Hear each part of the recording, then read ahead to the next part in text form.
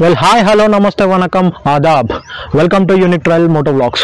So ఇవాళ మన వీడియోలో వచ్చేసి మోస్ట్ ఎగ్జైటింగ్ బైక్ అయితే మన ముందుకైతే వచ్చింది. దాని గురించి ఇవాళ మనం మాట్లాడుకుందాం. ఆ బైక్ వచ్చేసి రాయల్ ఎన్ఫీల్డ్ మీటిఆర్ 350. సో మనం ఈ రాయల్ ఎన్ఫీల్డ్ మీటిఆర్ 350 గురించి అయితే ఇలా మాట్లాడుకుందాం. దీని యొక్క specifications and height capacity and fuel range ఎంత అనేది ఈ వీడియోలో అయితే చూసేద్దాం. ఇంకా లేట్ లేకుండా మన వీడియోని అయితే స్టార్ట్ చేసేద్దాం.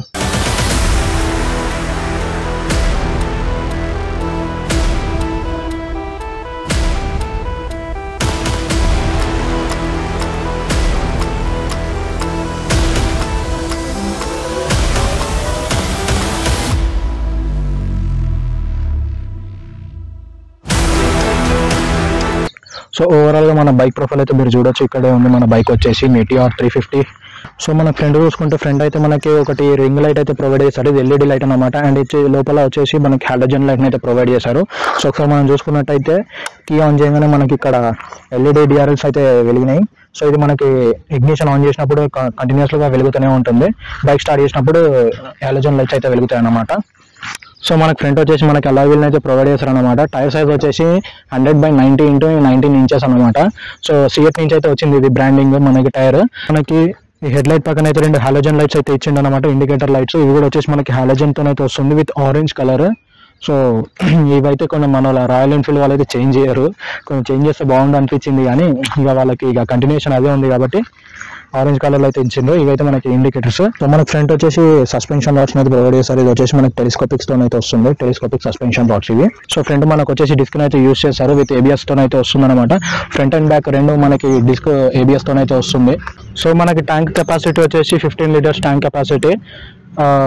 పెట్రోల్ కూడా గట్టిగా తాగుతుంది, తెలిసిందే. మైలేజ్ గురించి కూడా నేను తర్వాత మాట్లాడతాను. సో ఇదైతే వచ్చేసి మనకి 15 లీటర్స్ కెపాసిటీ కలిగిన ట్యాంక్. సో ఫ్రంట్ ప్రొఫైల్స్ చూసుకుంటే ఫ్రంట్ ప్రొఫైల్ గురించి అయిపోయింది కాబట్టి ఇప్పుడు హ్యాండిల్ బార్ గురించి మనకి హ్యాండిల్కి ఏమేమి ఇచ్చిండు అంటే ఏమేమి నావిగేషన్స్ ఉన్నాయి, సో ఇలాంటి స్విచెస్ ఇచ్చిండు అనేది చూసుకుందాం. సో మిర్రర్స్ అనేవి మనకి వాళ్ళు ఆల్రెడీ ప్రొవైడ్ చేస్తారు. ఇప్పుడు మ్యాండేట్ అయిపోయింది కాబట్టి మిర్రర్స్ ఇవ్వడము. మిర్రర్స్ గురించి అయితే మనకి రాయల్ ఎన్ఫీల్డ్ వాళ్ళే ఇస్తారు, షోరూమ్ వాళ్ళే ప్రొవైడ్ చేస్తారు. ఇప్పుడైతే మ్యాండేట్ ఒకవేళ ఈ లైట్ కదా ఈ మిర్రర్స్ కూడా లేకపోయినా కానీ కూడా ఫైన్ అయితే చేస్తున్నారు. సో మీకు బైక్ తీసుకునేటప్పుడే మీరు ఇది వేయించుకోండి, మ్యాండేట్ కాబట్టి. సో ఇక్కడ చూసుకుంటే మనకైతే ఇక్కడ హజార్డ్ లైట్ స్విచ్ అయితే ఇచ్చిండు. సో ఇది వచ్చేసి ఇగ్నిషన్ ఆన్ ఆఫ్ బటన్ అన్నమాట. మనకి మొత్తం ఎలక్ట్రికల్ తో ప్రొవైడ్ చేసిన అనమాట. కిక్ రాడ్ అయితే ఉండదు, డైరెక్ట్ మనకి ఇది వచ్చేసి ఆఫ్, ఇది వచ్చేసి న్యూట్రల్, ఇది వచ్చేసి స్టార్ట్ బటన్ అనమాట. మొత్తం ఎలక్ట్రికల్ బటన్ ఇది. సో లెఫ్ట్ సైడ్ చూసుకుంటే మనకి పాస్ బటన్ అండ్ లో బీమ్ హై బీమ్ అయితే ఇచ్చారు అనమాట. అండ్ ఇండికేటర్స్ బటన్ ని కూడా ప్రొవైడ్ చేస్తారు, right side left side indicators. So ఇక్కడ ఒక హారన్ బటన్ కూడా ఇచ్చారు అనమాట. హారన్ సౌండ్ ఇందాం ఎలా ఉంటుంది అనేది. హారన్ సౌండ్ కూడా లౌడ్ అయితే ఉందన్నమాట.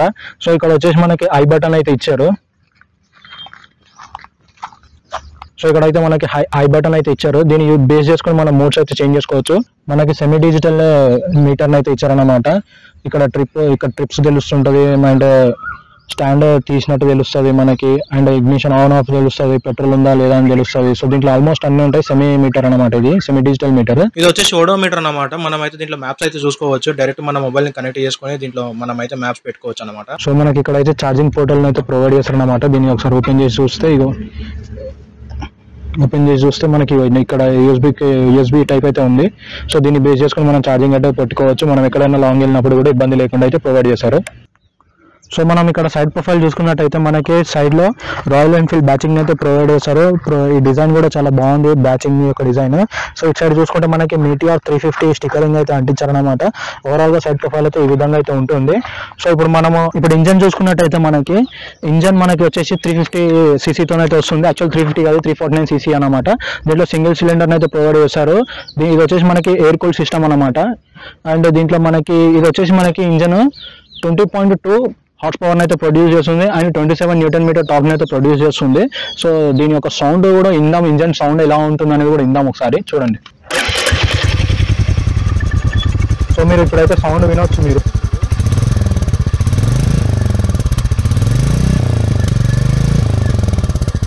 సో సౌండ్ విన్నారు కదా, సౌండ్ కూడా ఇంత ముందు ఉన్నట్టుగా మనకైతే రాయల్ ఎన్ఫీల్డ్ లో ఇంత ముందు డడ్డ అని వచ్చేది.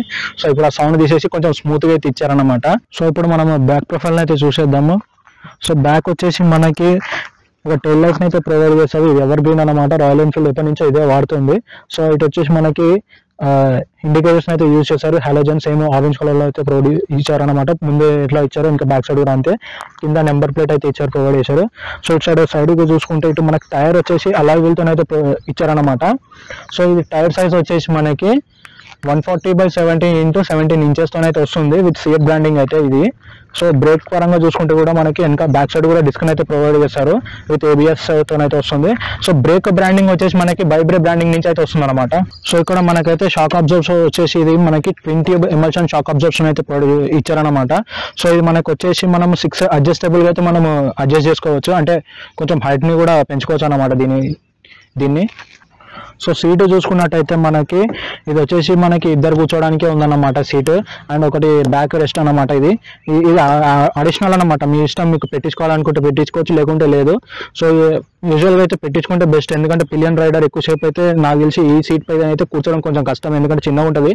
సో బ్యాక్ అయితే కొంచెం సపోర్ట్ ఉంటే కొంచెం బెస్ట్ దీంట్లో. అండ్ సిట్టింగ్ వచ్చేసి మనకి కూడా చాలా కంఫర్ట్గా అయితే ఉంటుందన్నమాట. మనం కూర్చొని అయితే చూస్తే మనకి లెగ్స్ కూడా చాలా ఈజీగా అందేస్తున్నాయి మనకి లెగ్స్, నో ప్రాబ్లం. మనకైతే లెగ్స్ కూడా ప్రాబ్లం అయితే లేదా, చాలా ఈజీగా అయితే ఉంటుంది. సో మనకి బైక్ లెంత్ వచ్చేసి మనకి ఇది వచ్చేసి 2145 mm అయితే ఉంటుందన్నమాట. బ్రెత్ వచ్చేసి 845 mm, అండ్ హైట్ టోటల్గా గ్రౌండ్ నుంచి పైకి వచ్చేసి మనకి 1140 mm అయితే ఉంటుంది. అండ్ గ్రౌండ్ క్లియరెన్స్ వచ్చేసి 170 mm అయితే ఉంటుంది అన్నమాట. సో ఇప్పుడు ఓవరాల్గా అయితే మన బైక్ గురించి అయితే చెప్పాను. ఇప్పుడు ఒకసారి టెస్ట్ రైడ్కి అయితే వెళ్దాము. టెస్ట్ రైడ్ కూడా వచ్చేసి మనకి, అంటే ఇది బైక్ వచ్చేసి షోరూమ్ నుంచి అయితే డైరెక్ట్ తీసుకొచ్చింది అనమాట. సో ఒకసారి సర్వీసింగ్ అయ్యేంత వరకు మనము స్పీడ్ లెవెల్ అనేది మనం చెప్పలేము. సో ఫస్ట్ సర్వీసింగ్ అయ్యేంత వరకు అయితే షోరూమ్ చెప్పినట్టుగా 60 స్పీడ్తో అయితే వెళ్ళాలి. ఒకసారి గ్రౌండ్ క్లియరెన్స్ చెక్ చేద్దాం రైడింగ్ చేసేటప్పుడు ఎలా ఉంటుంది అనేది.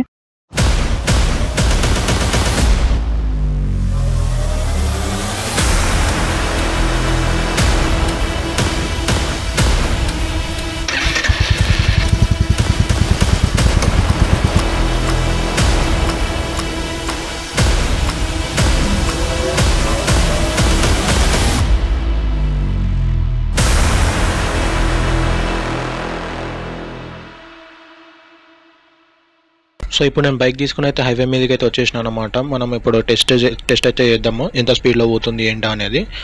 సో యాక్చువల్గా నేను ఏంటంటే ఇందాక నేను ఒకటి చెప్పడం మర్చిపోయాను. అంటే బైక్ వచ్చేసి నేను షోరూమ్ నుంచి అయితే తీసుకురాలేదు, మా ఫ్రెండ్ అయితే బై చేశాడనమాట 2 days బ్యాక్. సో ఏంటంటే షోరూమ్ వాళ్ళు చెప్పిన లెక్క ప్రకారం ఏంటంటే 60 కంటే ఎక్కువ పోవద్దని చెప్పిండ్రు ఫస్ట్ ఆ సర్వీసింగ్ అయిపోయేంత వరకు. నేను ఇందాక అది చెప్పాల్సింది డైరెక్ట్ షోరూమ్ నుంచి తీసుకొచ్చిన అని చెప్పిన. సో ఇప్పుడు ఏంటంటే మనము షోరూమ్ వాళ్ళు చెప్పినట్టుగా 60లో అయితే పోవాల్సి వస్తుంది, కాబట్టి చూద్దాం ఒకసారి 60 స్పీడ్లో మనకి ఏమైనా వైబ్రేషన్స్ వస్తున్నాయేమో అని చూద్దాము.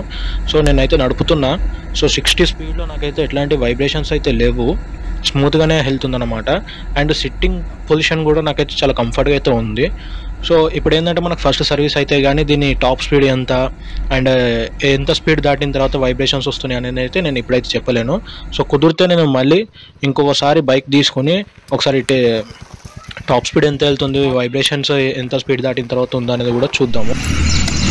ఐ హోప్ ఈ వీడియో మీ అందరికీ నచ్చిందని నేను అనుకుంటున్నాను. ఒకవేళ ఈ వీడియో కానీ మీకు నచ్చినట్టయితే మీ ఫ్రెండ్స్ అండ్ ఫ్యామిలీ మెంబర్స్కి షేర్ చేయండి. అలాగే మా ఛానల్ని కూడా సబ్స్క్రైబ్ చేసుకొని పక్కన ఉన్న బెల్ ఐకాన్ కూడా క్లిక్ చేయండి.